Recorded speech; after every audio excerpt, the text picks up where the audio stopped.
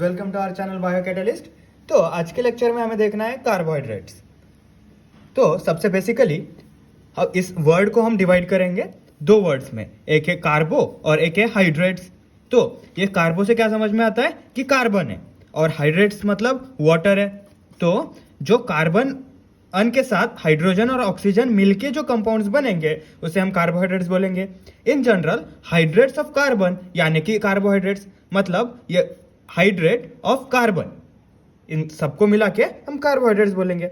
अब इनके ये जो हाइड्रेट्स ऑफ कार्बन वाली डेफिनेशन है ये पुरानी है और ये सारे कंपाउंड्स में एक्सेप्टेबल नहीं है। मोस्ट ऑफ द कंपाउंड्स में एक्सेप्टेबल है लेकिन सारे इसमें नहीं है, इसलिए जो सबसे एक्सेप्टेबल डेफिनेशन है वो हम देखेंगे। डेफिनेशन क्या है अब इसकी? दे आर पॉलीहाइड्रोक्सीएल्डिहाइड्स और कीटोन्स और compounds which produce them on hydrolysis. मतलब ऐसे कंपाउंड्स जिनमें एक से ज्यादा अल्डिहाइड या कीटोन ग्रुप प्रेजेंट है, या फिर वो उसकी हाइड्रोलिसिस होने के बाद मतलब वाटर के साथ उसे तोड़ने के बाद हमें पॉलीहाइड्रोक्सीएल्डिहाइड या कीटोन वाला प्रोडक्ट देगा।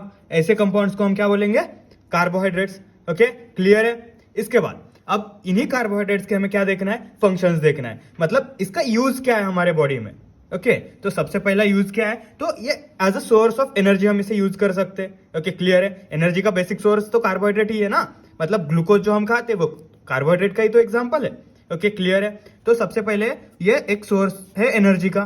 कितनी एनर्जी देता है? तो 4 कैलोरी एनर्जी देता है 1 ग्राम ग्लूकोज से। ठीक है, ऑल क्लियर? उसके बाद फैट्स और अमाइनो एसिड इनकी सिंथेसिस के लिए एक प्रिकर्सर मॉलिक्यूल बोलकर एक्ट करता है। ओके, मतलब अगर तुम्हें कोई अमाइनो एसिड सिंथेसाइज करना है तो उसके लिए एज अ प्रिकर्सर हम कार्बोहाइड्रेट्स को यूज करेंगे। ओके, क्लियर है? नेक्स्ट, ये सेल मेम्ब्रेन में भी प्रेजेंट है। जनरली हम क्या बोलते हैं कि लिपिड्स का सेल मेम्ब्रेन बना होता है, लेकिन इन लिपिड्स के साथ साथ कार्बोहाइड्रेट्स और प्रोटीन भी प्रेजेंट होते हैं। ओके, तो कार्बोहाइड्रेट्स कैसे प्रेजेंट है? तो ग्लाइकोप्रोटीन के फॉर्म में या तो ग्लाइकोलिपिड के फॉर्म में। क्लियर है? ग्लाइकोप्रोटीन या फिर लिपिड के फॉर्म में। क्लियर है? नेक्स्ट, ये स्ट्रक्चरल कंपोनेंट है किसका? प्लांट्स और इंसेक्ट्स का। मतलब प्लांट्स में सेल्यूलोज से ही प्लांट बना होता है ऑलमोस्ट, सेल वॉल उसका, तो वो स्ट्रक्चरल कंपोनेंट हो गया। बाद में इंसेक्ट्स में काइटिन का एक्सोस्केलेटन होता है, तो उसका भी एक स्ट्रक्चरल कंपोनेंट हो गया।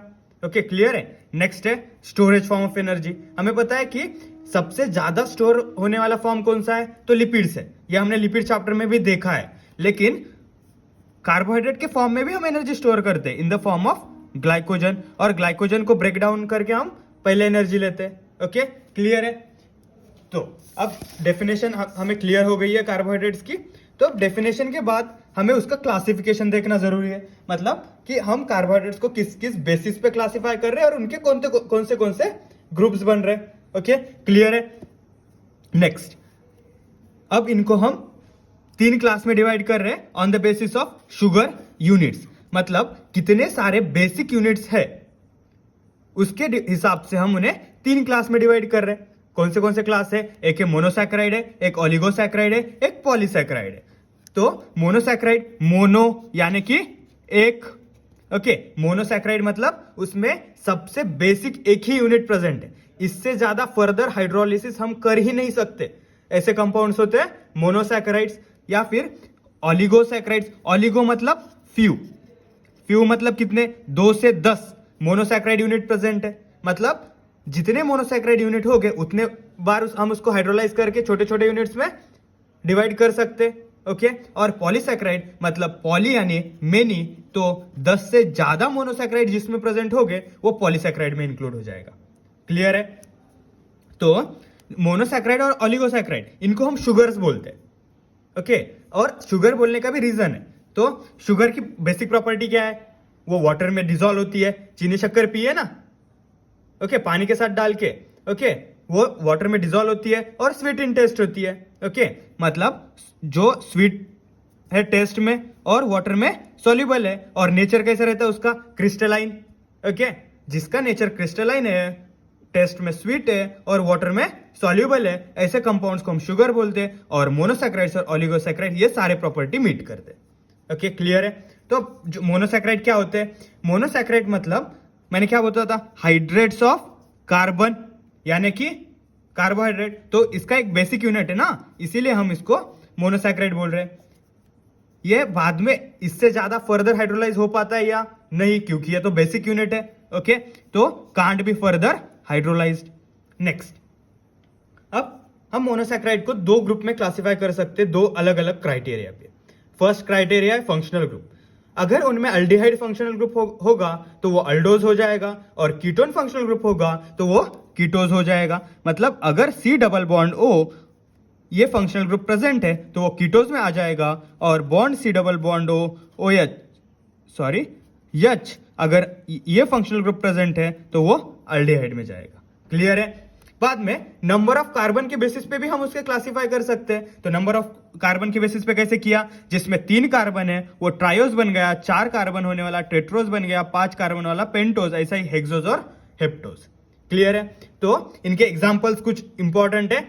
और अब सपोज हमने किया एक ग्लूकोज है। ओके, ग्लूकोज में कौन सा फंक्शनल ग्रुप होता है? तो अल्डिहाइड होता है। ओके, और कितने कार्बन का होता है ग्लूकोज? तो 6 कार्बन का होता है। तो ये दोनों को मिलाकर हम इसको क्या बोलते हैं? अल्डोहेक्सोज। क्लियर है? मतलब इस अल्डो पे से हमें क्या समझ आता है कि उसमें अल्डिहाइड फंक्शनल ग्रुप प्रेजेंट है, और हेक्सोज पे से क्या समझ आता है कि उसमें 6 कार्बन प्रेजेंट है, इसलिए हम उसको अल्डोहेक्सोज बोलते हैं। ऐसे ही अब इरिथ्रोलोज को हम क्या बोलेंगे? देखो इसमें कौन सा फंक्शनल ग्रुप है? कीटोन। उसमें कितने शुगर है? 4, तो इसको हम क्या बोलेंगे? कीटोटेट्रोज। क्लियर? डन। ऐसे ही आप उसके एग्जांपल्स में लर्न करने। ट्रायोज के कौन से ग्लिसराल्डिहाइड है, अल्डिहाइड वाला, और कीटोज वाला डाइहाइड्रोक्सी एसीटोन। ओके, टेट्रोज में इरिथ्रोज और इरिथ्रुलोज, पेंटोज में राइबोज और राइबुलोज, हेक्सोज में ग्लूकोज और फ्रुक्टोज, और हेप्टोज में ग्लूकोहेप्टोज और सिडोहेप्टुलोज। ओके, क्लियर है? डन। नेक्स्ट है ओलिगोसैकेराइड। ओलिगोसैकेराइड के 2 एग्जांपल है, वही आपको लर्न करने। एक है रैफिनोज। रैफिनोज 3 कार्बन वाला, मतलब 3 शुगर यूनिट प्रेजेंट होती है उसमें। कौन सी है? एक है ग्लूकोज, एक है फ्रुक्टोज और एक है गैलेक्टोज, और एक होता है स्टैकाइलोज। यही 2 एग्जांपल आपको ओलिगोसैकेराइड्स में लर्न करने हैं, और उसके ये 3 प्रॉपर्टीज याद रखनी है। ओके, क्लियर है? नेक्स्ट है पॉलीसैकेराइड्स। पॉली यानी मेनी, जिसमें मेनी शुगर यूनिट्स प्रेजेंट होंगे उसे हम पॉलीसैकेराइड्स बोलेंगे। और वो कैसे होते हैं? टेस्टलेस होते हैं, और जब वाटर में हम उसे डिसॉल्व करने की कोशिश करेंगे तो वो डिसॉल्व ना होके उसका एक कोलॉइड बन जाएगा। ओके, क्लियर है? इसके भी 2 टाइप्स है, एक है होमोपॉलीसैकेराइड, एक है हेटेरोपॉलीसैकेराइड। होमोपॉलीसैकेराइड मतलब जिसमें सेम रिपीटिंग यूनिट्स होंगे। सेम रिपीटिंग यूनिट्स मतलब ग्लूकोज है तो ग्लूकोज ग्लूकोज ग्लूकोज ग्लूकोज बहुत सारे होंगे, तो उसे हम होमोपॉलीसैकेराइड बोलेंगे। और हेटेरो में अलग अलग रिपीटिंग यूनिट्स होंगे। ओके, क्लियर है? इसी के साथ हमारा क्लासिफिकेशन खत्म हुआ है। इसको हम फर्दर मोनोसैकेराइड, ओलिगोसैकेराइड और पॉलीसैकेराइड को डिटेल में स्टडी करेंगे अगले लेक्चर से। ओके, आई होप आपको सबको समझ आया होगा। इसी के साथ थैंक यू एवरीवन।